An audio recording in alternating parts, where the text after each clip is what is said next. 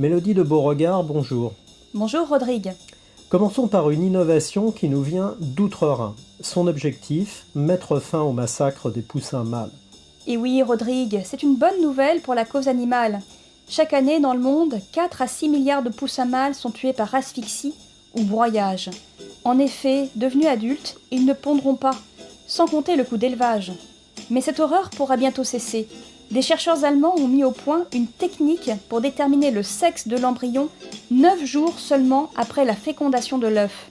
Désolé pour le mauvais jeu de mots, mais les mâles sont tués dans l'œuf en fait. Exactement. Ces œufs n'écloreront pas. Ils seront utilisés pour l'alimentation animale.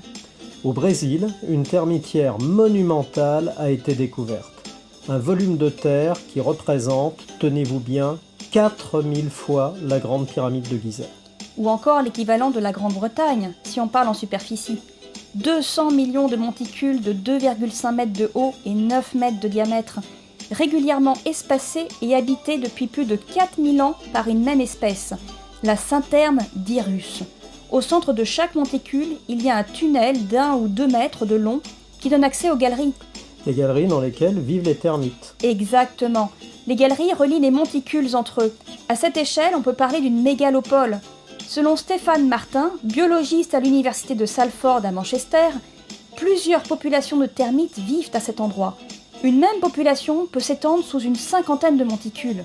Mélodie, c'est impressionnant, et on sait comment s'est formé cet ensemble gigantesque. Est-ce une seule et même population qui a essaimé, ou est-ce que des populations différentes se sont agrégées pour former ce réseau tentaculaire? La question reste ouverte. Eh bien, espérons que les scientifiques puissent poursuivre leurs recherches. Qui sait, les termites ont beaucoup de choses à nous apprendre sur l'organisation de nos villes. Avez-vous un animal de compagnie, Mélodie? Oui, j'ai un chat. Très bien. Et avez-vous votre permis de détention? Vous faites certainement référence au Code wallon du bien-être animal, qui est entré en vigueur le 1er janvier 2019. C'est une initiative de nos amis belges, qui s'investissent beaucoup dans ce domaine. Le commerce, le transport, l'introduction d'animaux sur le territoire et bien d'autres aspects sont couverts par ce code. Et par rapport à cette histoire de permis? Concrètement, vous ne devez rien faire si vous possédez un animal. Vous avez le permis par défaut. C'est en cas de problème qu'il peut vous être retiré. Par contre, ce nouveau code wallon impose l'enregistrement obligatoire des chiens et des chats lors de visites chez le vétérinaire. Le but reste d'éviter les abandons et de retrouver les responsables. Enfin, lors de cet enregistrement, le propriétaire de l'animal doit verser une contribution qui finance un fonds de protection contre les abandons et la maltraitance animale.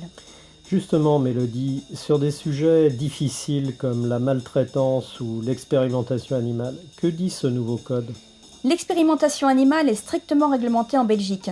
Quant à la maltraitance, elle sera punie encore plus sévèrement par ce nouveau code, avec une peine maximale de 10 à 15 ans de prison et une amende pouvant aller jusqu'à 10 millions d'euros. De quoi faire passer l'envie de mal se comporter envers un animal. Pour terminer ce journal, un sujet plus léger, presque une fable de La Fontaine, le perroquet gris et l'enceinte connectée. En effet, Rodrigue, si vous avez chez vous un perroquet gris du Gabon, ou si vous souhaitez en adopter un, sachez qu'ils sont capables d'utiliser une enceinte connectée. Ce sont des animaux doués pour apprendre les langages humains. C'est le cas de Buddy, qui vit dans le sud-est de Londres. En imitant la voix de sa propriétaire, il a commandé des coffrets cadeaux d'une valeur de 10 livres sur Amazon via l'enceinte connectée Alexa. Ses propriétaires trouvent d'ailleurs son oiseau parlant très drôle. Il imite aussi le chat, jure en afrikaans et souhaite bonne nuit quand la maisonnée va se coucher le soir. Excellent. Eh bien, je vais faire comme ce perroquet. Bon, je ne vais pas imiter le chat, bien entendu, mais je vais vous souhaiter une très belle journée et à la semaine prochaine pour un nouveau journal Esopelia.